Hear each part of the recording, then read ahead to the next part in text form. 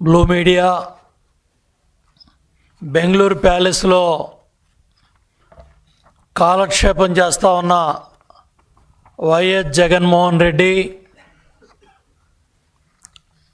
వాళ్ళ పార్టీ నాయకులందరూ కూడా కలిసి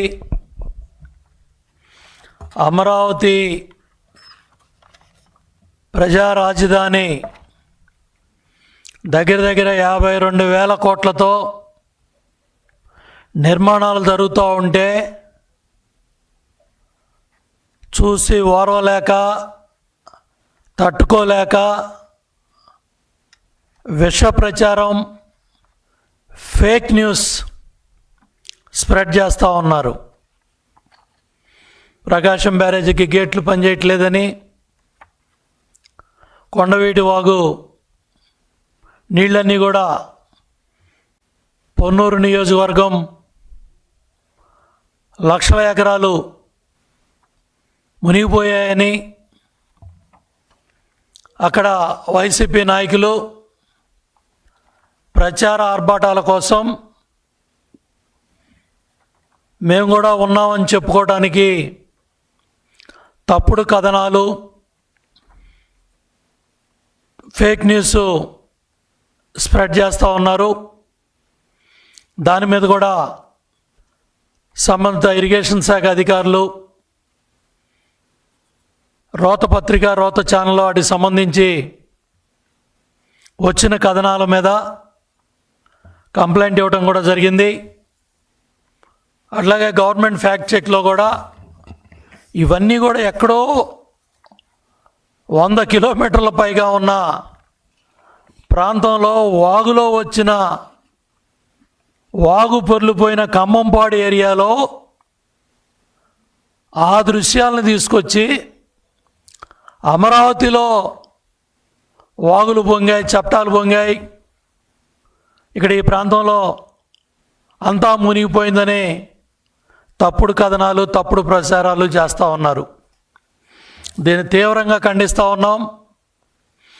జగన్మోహన్ రెడ్డికి దమ్ము ధైర్యం ఉంటే ఈ తప్పుడు కథనాలు తప్పుడు వ్యాఖ్యలు ఈ ఫేక్ ప్రచారాలు పక్కన పెట్టి నీ జైలు యాత్రలన్నీ కూడా పక్కన పెట్టి అసెంబ్లీకి వచ్చి చూడు, సెక్రటేరియట్కి వచ్చి చూడు, హైకోర్టుకు వచ్చి చూడు, ఎస్ఆర్ఎంలో 1000 మంది పిల్లలు చదువుతున్నారు, వెళ్ళి చూడు, రోడ్లు ఎలా ఉన్నాయో, విట్ ఎలా ఉందో చూడు, అమృత ఎలా ఉందో చూడు. ఓడిపోయి ప్రజలు బుద్ధి చెప్పినా ఒక్క ఛాన్స్ అని అధికారంలోకి వచ్చావు. 151 సీట్లు ఇచ్చారు. 5 సంవత్సరాలు తాడేపల్లి ప్యాలెస్లో పరదాలు కట్టుకొని పనిచేసావు. పల్నాడులో కూడా చంద్రబాబు నాయుడు గారు పర్యటనకి వెళ్తుంటే చంద్రబాబు నాయుడు గారి ఇంటి గేటుకి తాళాలేసి తాళ్ళు కట్టావు.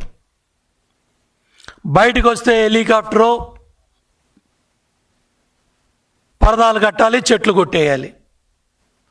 అమరావతి మీద విష ప్రచారం చేసి 3 రాజధానులని తప్పుడు ప్రచారాలు చేసి న్యాయస్థానాల చుట్టూ తిప్పి శాసనమండలిలో నువ్వు చేసిన పరిస్థితులన్నీ కూడా ఆ రోజు చంద్రబాబు నాయుడు గారు స్వయంగా చూశారు. అక్కడ షరీఫ్ గారు చైర్మన్గా ఉన్నప్పుడు మీ మంత్రులు, మీ నాయకులు, మీ ఎమ్మెల్యేలు ఆయన మీద ఎన్ని తప్పుడు మాటలు మాట్లాడారు. శాసనసభలో ఎన్ని కారుకోతలు కూశారు.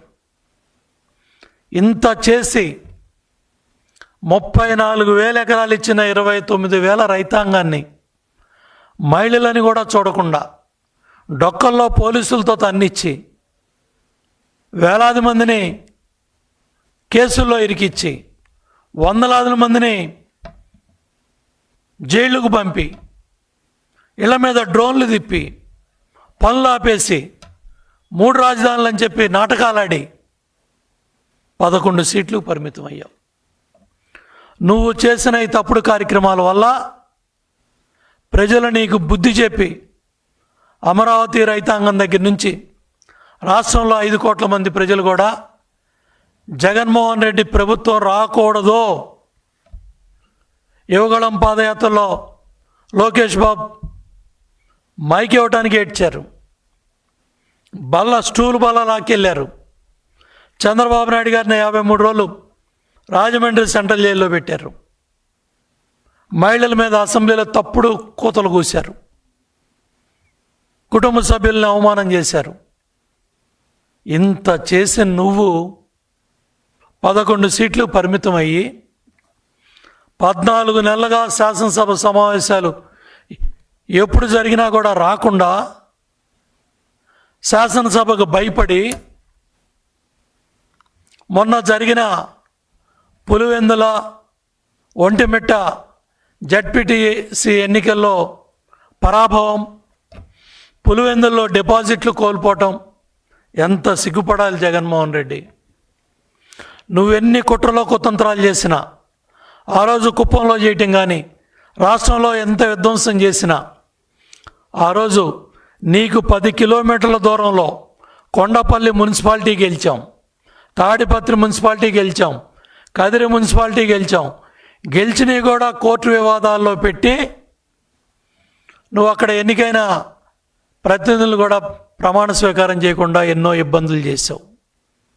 ఇవాళ నువ్వు నీ కళ్ళ ముందు 2 ఏళ్ళు తిరగకుండా కొండపల్లి మున్సిపాలిటీ మేము గెలిస్తే ఇవాళ బెంగళూరు ప్యాలెస్లో కూర్చొని కోట్లు ఖర్చు పెట్టి ఉంగరాలు ఇస్తాను, గొలుసులు ఇస్తానని నువ్వు చేయాల్సిన కార్యక్రమాలన్నీ కూడా నువ్వు మన బెంగళూరు ప్యాలెస్లో చేసి పులివెందులో డిపాజిట్లు కోల్పోయి 683 ఓట్లు వచ్చాయంటే సిగ్గుపడాలి. నువ్వు ఏ ముఖం పెట్టుకొని మళ్ళీ జైలు యాత్రలకు బయలుదేరావు?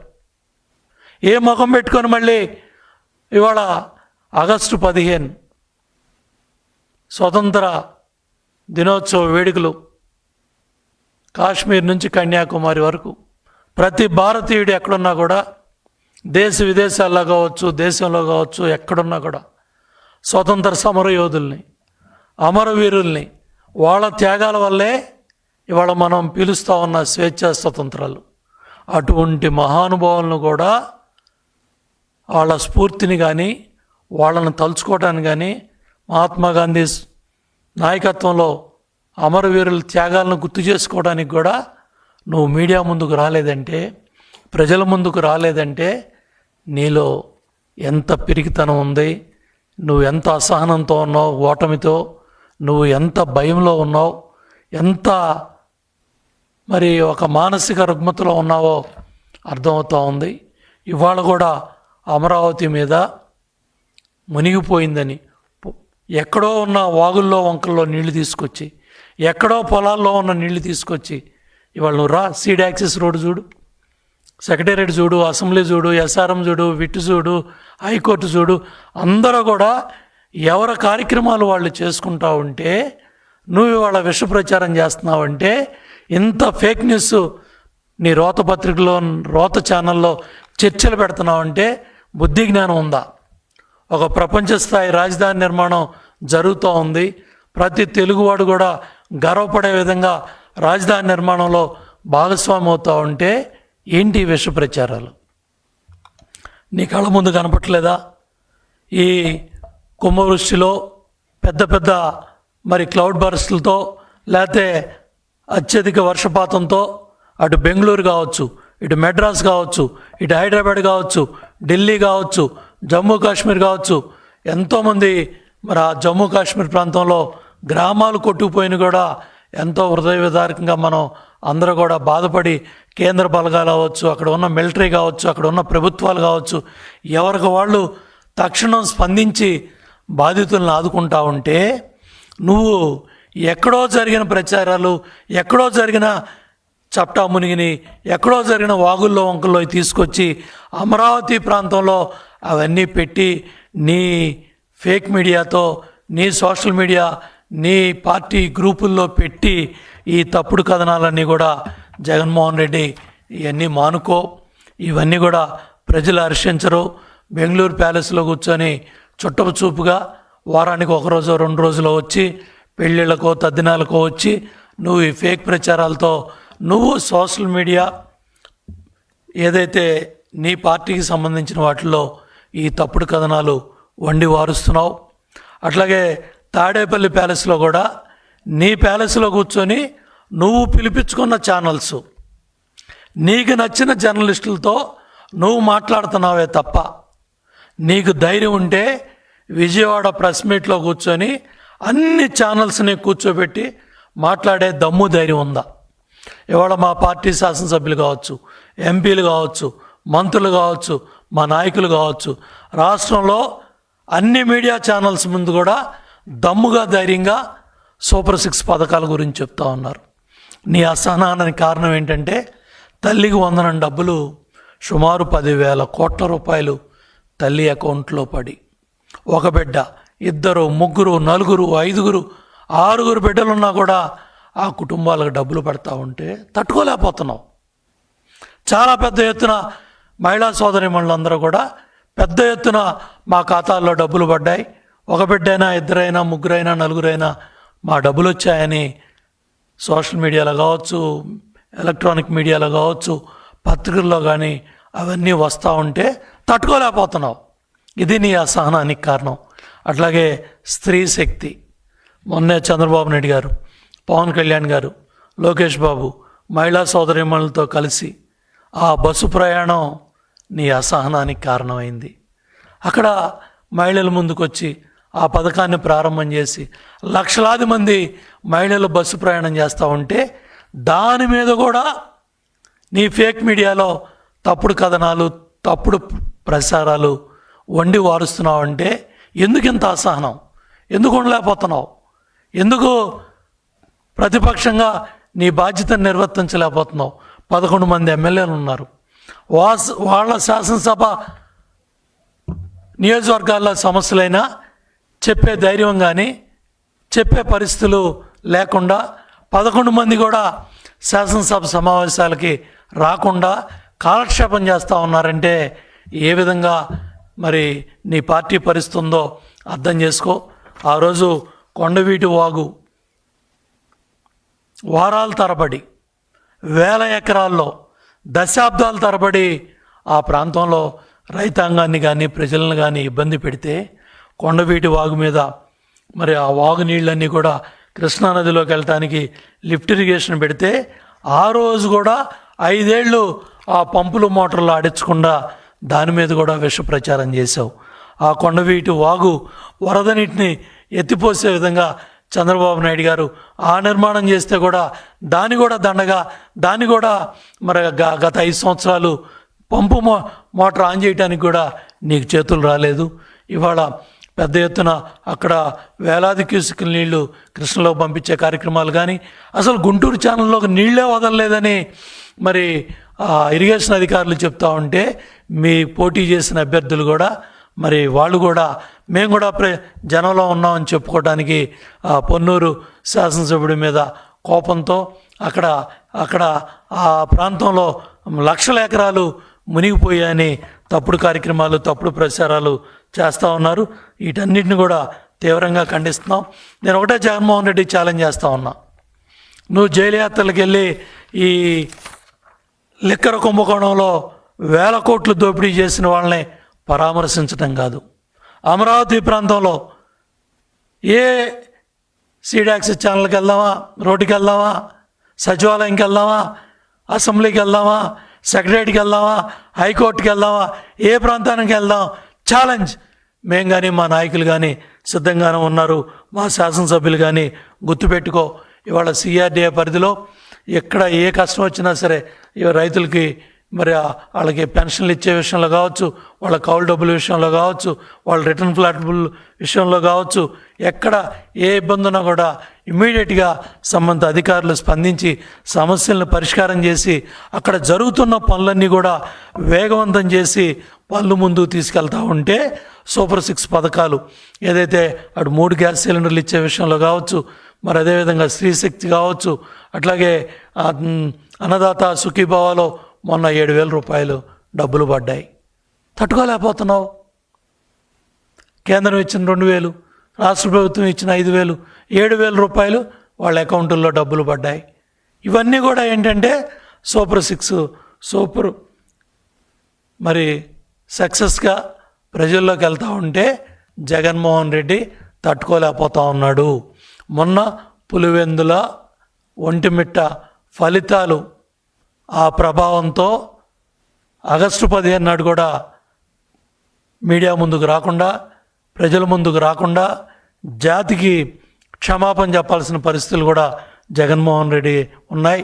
ఒక ముఖ్యమంత్రిగా 5 ఏళ్ళు పనిచేసి ఆగస్టు 15 నాడు కూడా ముఖం చాటేసి అమరవీరులకి త్యాగాలను గుర్తు చేసుకోకుండా, అమరవీరుల త్యాగాన్ని చెప్పకుండా తాడేపల్లి ప్యాలెస్లో మునగ తీసుకున్నావంటే నువ్వు వాళ్ళ ప్రజలకు ఏం సమాధానం చెప్తావు? రేపు రాజమండ్రి వచ్చినప్పుడు కానీ వీటికి సమాధానం చెప్పాల్సిన బాధ్యత నీ మీద ఉంది. ఇవాళ ఈ విష ప్రచారాలు కూడా మానుకోవాలి. ఎవరైతే తప్పుడు కథనాలు వండి వారుస్తున్నారో వాళ్ళందరి మీద కూడా ఏదైతే గవర్నమెంట్ ఫ్యాక్ట్ చెక్ చాలా స్పష్టంగా ఇవన్నీ కూడా తప్పుడు కథనాలని సమాచారాలు కూడా ఇచ్చాయి. సంబంధిత అధికారులు కూడా సంబంధిత పోలీస్ స్టేషన్లో కేసు ఫైల్ చేశారు. ఎవరైనా సరే ఇటువంటి తప్పుడు కథనాలు ఇవాళ దేశవ్యాప్తంగా ఎక్కడ ఏ క్లౌడ్ బరస్ట్ వచ్చినా, ఎక్కడ ఏ ఇబ్బందులు వచ్చినా కేంద్ర రాష్ట్ర ప్రభుత్వాలు, కూటమి ప్రభుత్వాలు ఇమీడియట్గా స్పందిస్తూ ఉన్నాయి.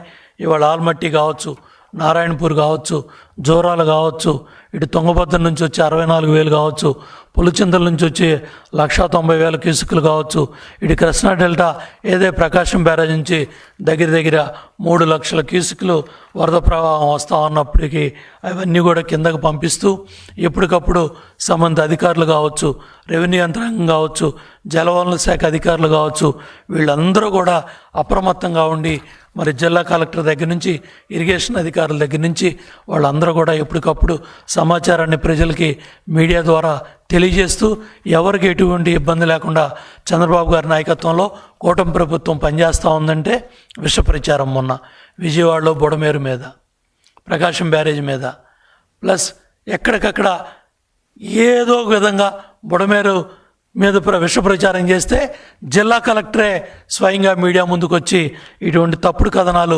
వండి వార్చొద్దని కూడా హెచ్చరించడం జరిగింది. అదేవిధంగా ఎప్పటికప్పుడు సమాచారాన్ని అంతా కూడా ప్రజల ముందు పెడుతున్నాం, ప్రజలకు తెలియజేస్తున్నాం. అదేవిధంగా ఎప్పుడు ఏ సమాచారం ఉన్నా కూడా ప్రజలకు తెలియజేయటం కాకుండా అమరావతి మీద ఇటువంటి తప్పుడు ప్రచారాలు ఇంకొకసారి జగన్మోహన్ రెడ్డి రోతపత్రిక కానీ, రోత ఛానల్ కానీ, లేకపోతే వాళ్ళకు సంబంధించిన సోషల్ మీడియాలో ఫేక్ ప్రచారం చేసే సంస్థలు కానీ వీళ్ళందరూ కూడా కఠినమైన చర్యలు తీసుకోవడం జరుగుతుంది. వాస్తవాలకి ప్రజలకు చెప్పాల్సిన బాధ్యత మనందరి మీద కూడా ఉంది. కాబట్టి ఎప్పటికప్పుడు ఈ సమాచారాన్ని ప్రజల ముందు తీసుకెళ్ళి వాస్తవాలను తెలియజేస్తా ఉన్నాను. Any questions brother? Jaganmohan Reddy ఎట్టాగు మిమ్మల్ని అడగడం, మిమ్మల్ని అడిగే పరిస్థితి కూడా లేదు. ఎటువంటి ప్రశ్నలైనా కూడా ఆన్సర్ చేయడానికి మేము సిద్ధంగా ఉన్నాం.